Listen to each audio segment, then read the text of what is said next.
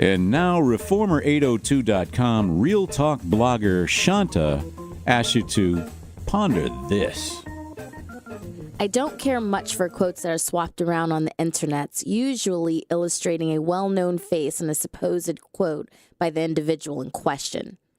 I almost always believe that the quotes they claim belong to Marilyn Monroe or even Buddha or any other past or present person are subject to more investigation. However, here was one that I've seen around that I could not resist from the frontman of Foo Fighters, Dave Grohl.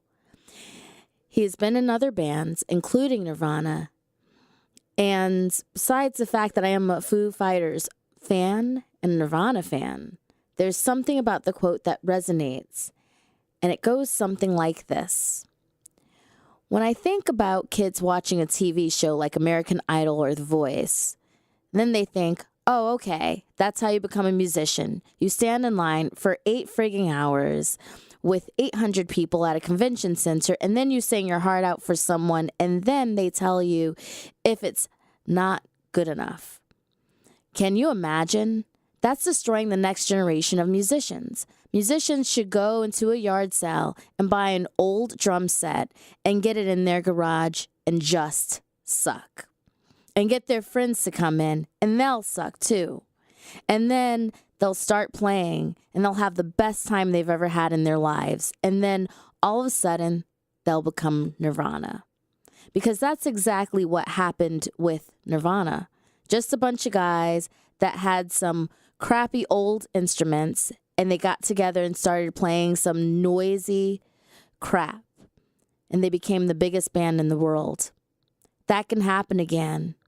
You don't need a computer or the internet or The Voice or American Idol.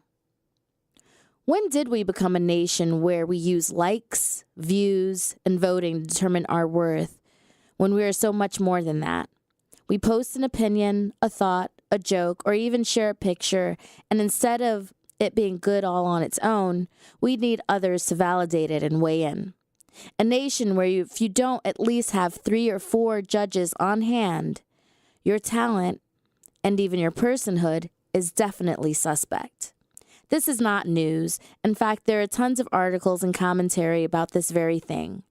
As I read this quote and shared some of my brief thoughts about it on the interwebs, I wonder how harmful or helpful it is for anyone to feel that they need to always create an audience to validate themselves.